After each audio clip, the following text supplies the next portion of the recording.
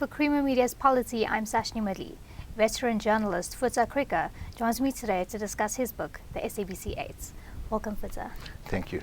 Now, your book details censorship at the SABC under former CEO Hlaudi Motsoeneng. In your book, you say that Hlaudi Motsoeneng said that there was no SABC when he took over. So can you just tell us what was the real state of affairs before he took over? Look, of course the SABC started in 1936, so there was definitely an SABC. In 1994, after the actually just before 1994, with the democratic elections, the SABC started to change. We had our first black CEO. We always talk about the golden years that followed with the TRC and the coverage. I think it was the only time that the SABC was really sort of a public broadcaster in a certain sense, with no interference. But gradually we saw, with every regime change, you could see there was a change in the top hierarchy and also in the newsroom. It was as if they prepared to the newsroom for a different regime. So there were always some interference somewhere. When Hlaudi moved into the newsroom very gradually, so there's not one specific point that you can pinpoint and say on that day Hlaudi took over. I think in the book I tried to describe how he changed the editorial policy and how he made himself the editor-in-chief. But even that took us 2 or 3 months to realize, because it was sort of done behind the scenes. But yes, there definitely was the SABC. I don't think the financial status was always, it's like all the SOEs in this country, was always up to standard, but there was a definite turnaround when Hlaudi took over. He started with a parity exercise where he brought in a new scale. In my office itself, there were certain people that's been there for a year and they've been promoted 2-3 scales up. So he did a lot of things to try to co-opt the workers, to bring them to his side.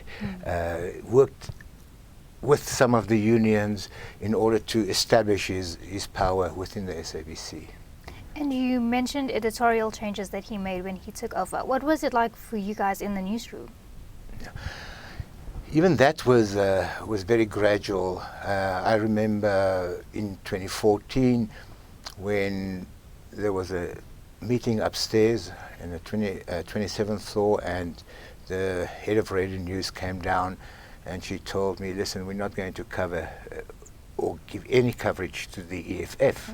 And I argued with her. I said it's not possible. As journalists we should do that. So it's instances like that that alert you to the fact that something is happening. The real change was in 2016, May 27th. Actually, just before that, we had a workshop where Hlaudi told us that we're going to give more coverage to President Zuma. He also said we must either follow instructions or we can leave. There's a lot of people that want to work at the SABC. So there were always some indications that, listen, if you do not toe the line, we're going to get rid of you. And then on the 27th of May, of course, they put out a statement saying that you're not allowed to cover any violent protests, which I think was a turning point for a lot of journalists within the SABC. And how did he actually rise to the position of CEO with no qualifications? And how did he have such a heavy hand in decision making? That's a question we all should ask ourselves. If you read the Tuli Madonsela's, the former public protector's report on the SABC, she outlined his rise through the SABC, and it's actually amazing if you look at it, how it's possible for someone like him to get to a situation, the biggest communication medium in the country. Yeah. How he ended up there with no qualifications whatsoever, and the fact that he was a dictator within the SABC and also in the newsroom. What he said was everyone abide to that. And you touched on the EFF and the ban on the EFF, the coverage from the SABC, and the SABC did deny that there was a ban. How did you express your unhappiness? Yeah, they look, after the head of radio news came into my office, I was called up to the head of news at that stage, Jimmy Matthews. He later became the acting CEO. And he said to me, listen, I don't care what you're saying, you must take instructions from the head of radio news. So later when Jimmy resigned, he admitted that there was actually an instruction like that. So within an organization like the SABC, what they will do, they will put out a statement, look what the reaction is, and then they will try to backtrack or try to explain themselves. If you look at that statement, it's horrible. If you look at the PR involved in trying to rectify what they actually meant to say, and even I think 5 or 6 or 7 months later, even after the ICASA ruling that they should withdraw it, they still carried on as if nothing happened, and even on in August in Parliament, they still try to explain what they try to set with in that media statement. Yeah. And in your book, you mention prior restraints. Just tell our viewers what that is and how it manifested in the SABC. Yeah. I think prior restraint is when you stop news before it happens. You decide beforehand that you're not going to cover, that you're not going to go to a certain event, not going to inform the people about a specific situation. I think what happened with that May 27th statement was that what they said is, we're not going to cover violent protest. But how do you know if protests will be violent or not? So in the newsroom there were a lot of confusion, because do you send your cameras out and go and film it, and the moment you turn violent you bring your cameras back? Do you film but just don't show it? So it's so unjournalistic. It is the mind boggles. Yeah. And how was the SABC8 ultimately formed? Because I believe that it wasn't a conscious formation. No, I think, as I said, the May 27th statement was a sort of a tipping point. What happened was that the Right to Know campaign, they organized 3 rallies in Auckland Park, Durban and Cape Town.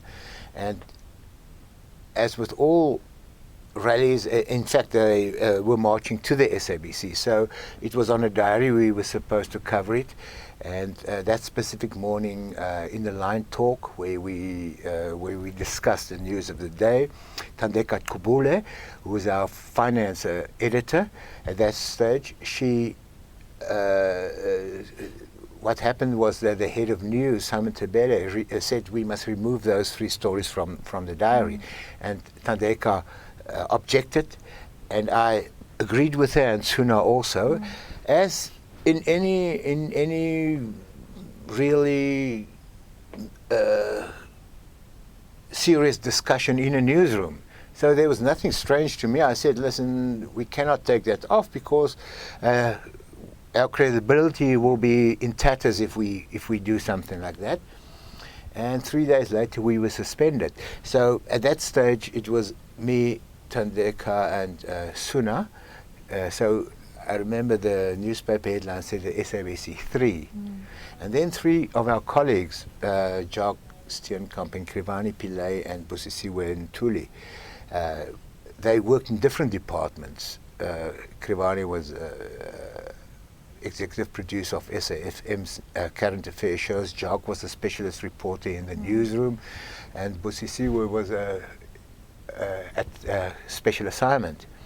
So they came together and they wrote a letter, open letter to management, complaining about a lot of things. At that stage, they also took away Krivani's, one of the programs, the editors that was broadcast on a Sunday. So they complained about a lot of things. That letter leaked out to the media, and they were warned. They were not suspended at that stage. They were also informed that they're going to there was going to be a disciplinary against them. So at that stage we were six. And then Lucanio Kalata, that was part of our parliamentary team in Cape Town, he, on the day that Jimmy Matthews resigned, it was also 23 years after his father, Foeta Krige, was murdered by security forces. So he wrote an open letter to the Argus, telling them that this is not what his father died for.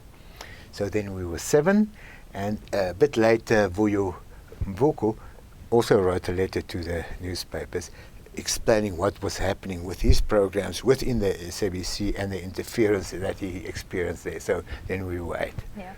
And from the SABC, Jackson and Tembu spoke out against the censorship. And you said that this was the turning point. How so? Yeah, up till that stage, you could see, if you look at the newspapers and the reactions within the newspapers, the unions were behind us, most of the unions. Of course, the opposition parties were behind the SABC8. And then after we were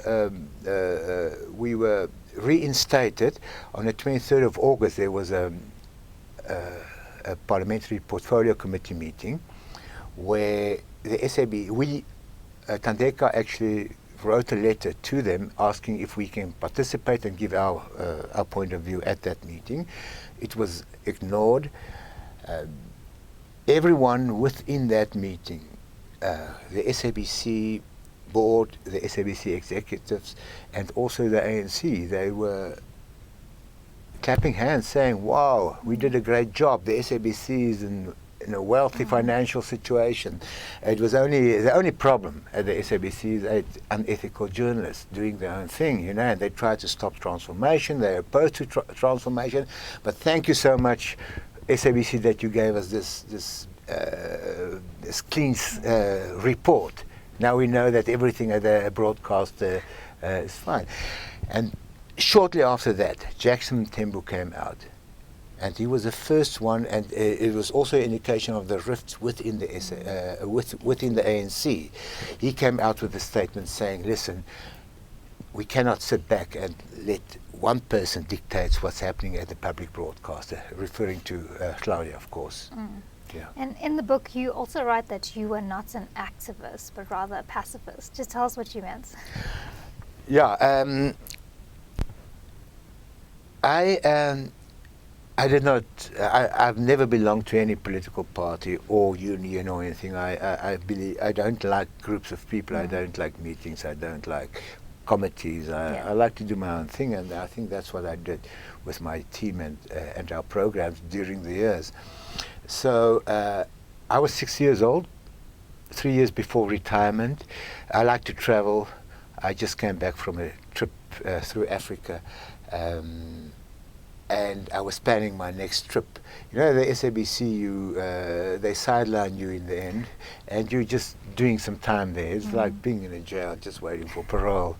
And at that stage, all I tried to do was to keep a low profile and to carry on with our programs and with my team.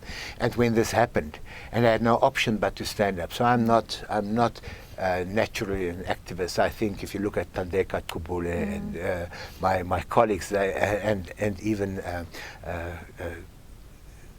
Kalata, Lucanio, they came from a period where activism was, and where they fought against oppression and so on. I had my activism days when I was young, and when I realized what was happening in this country. But I was never an activist, Yeah. if you call that. But I still believe in right and wrong, and there's a difference between being an activist, an active activist, and being someone that still believes that what is in right and wrong. Yeah. And there were many threats made against the lives of all of the SABC8, but more specifically towards Sunafenta. Just tell us about this period, and also how effective was the police during this time? Okay, first of all, yes, Suna received more death threats and threats than the rest. She received about 16 or so threats. I think I received about 14. Some of them were similar, the same threats. Some were different. Some were only directed to me, others towards her. And then later on, when closer to that hoc committee's meeting, the threats were also directed towards the rest of the SABC8.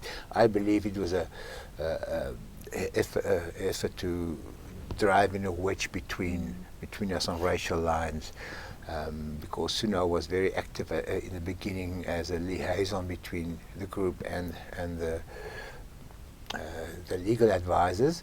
So if you look at the first threats, it were also sort of, why don't you join Solidarity or the Freedom Front Plus? And then later on, we don't kill black journalists, even only if they're traitors. You know, that sort of narrative that was sort of a part of that period. In the politics, with a Bell Pottinger narrative that was hanging around, you know. So, initially we didn't worry too much, and then later it became more specific, more threatening, more. You know, how do you get rid of someone but not in court? You know, and then especially when we realized our Gmails were intercepted, when there were specific incidents that we knew we were followed and ambushed. Suna was ambushed at a specific corner in Joburg, and it's not a simple, maybe a colleague with a grudge. You know, it was too sophisticated for someone. You know, it's easy to write a threat, but to ambush someone or to tie you to a tree and Melville copies, it's not that simple. It's more complicated. I think it was a more sophisticated operation. Just tell us about the incident at Melville Copies. How did that come about? Yeah, I wish I knew. All I know, I received. I spoke to Suna the previous night at about 10:30. We had some visitors at her house, and I promised her to take over a program the next morning because she didn't feel well. And we discussed the program and the preparations that she did. And I still said to her, just relax and don't worry. And then the next morning, just as far as I understand from her, she was watching series in her flat, and the next moment, but she realized she was walking next to Melville Copies, next to the graveyard, with someone with a gun taking up the copy. What happened there, I'm not sure. The police investigated. The police with the forensic team were up the mountain for the whole day. They collect all the duct tape. They collect all this burnt stuff that was around her, and we never heard from them again. So yeah, if you ask about the police, I'm not sure what happened there. And also in May 2017, we went to the Inspector General of Intelligence, Dr. Dintwe, Isaac Dintwe, and we asked him to we requested him to investigate the possibility of SSA involvement, also in the interception of communications of the journalists in the newsroom. And it's 2 years later, almost 2 years later, and we have heard nothing about it. And just tell us a bit about the day that you found out about Suna's death, and do you think it was a direct result of the issues with the SABC? Okay, first of all, it's exactly 2 years to the day today that she died. I believe, although the body was only found 2 days later, she was busy preparing for the ANC conference at Nasrec. I was on vacation with my family on the North Coast, and we had this understanding that every morning she must send me a message telling me she's okay, and when she arrived at home at night, she had to tell me, listen, everything is okay. So we discussed the flow of the news and a preparation for the conference during the day, and then at about 6 o'clock, she said she was on her way back to the flat. And that was the last message I received. The next morning, I sent her WhatsApp and said, "Are you okay? Everything fine?" And she never returned the message. So on the 29th of June, her parents sent the police to a flat, and they discovered her body there. Yeah. Yeah. Would you say it was a direct result of the issues?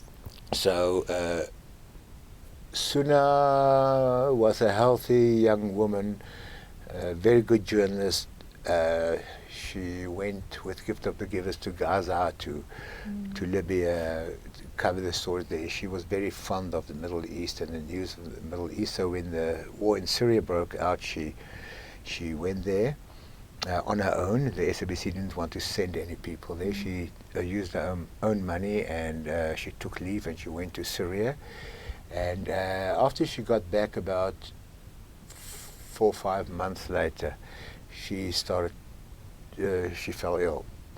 And it was a long process, about 2.5, 3 years, that she was very ill before they diagnosed her with mercury poisoning. She never told anyone what happened, and it was only later when she wrote a letter to me and her psychologist and a friend explaining what happened in Syria to her. So she wasn't very healthy. But by the time of the SABC8, to the time what we were talking about, May, June 2016, she was well on her way to recovery. I think she had some heart damage at that stage. If you look at the latest sonars and X-rays of her heart, but about 3 months before she died, she was diagnosed with broken heart syndrome. That's due to severe stress. It can be either because of a relationship or any a death in a family or whatever, but she was diagnosed with that. So to say that the stress was the only reason for her death, I don't believe that. That the stress in the newsroom, the toxic environment, the relationships with the people around her had an effect on her death. I do believe so, yes. But it was not the only reason. Yeah. And lastly, what are your views on the current state of the SABC? Yeah, I retired the end of May, so I had the privilege to be part of the last coverage of the elections. For the first time that I know of in the history of the SABC, Media Monitoring Africa, they monitored all the news output during elections, gave the SABC a 99% non-biased report. I think that's a first. I think that what happened during 2016 and later on, the fact that we've got a new news boss, Patiswa Mahopeni, that's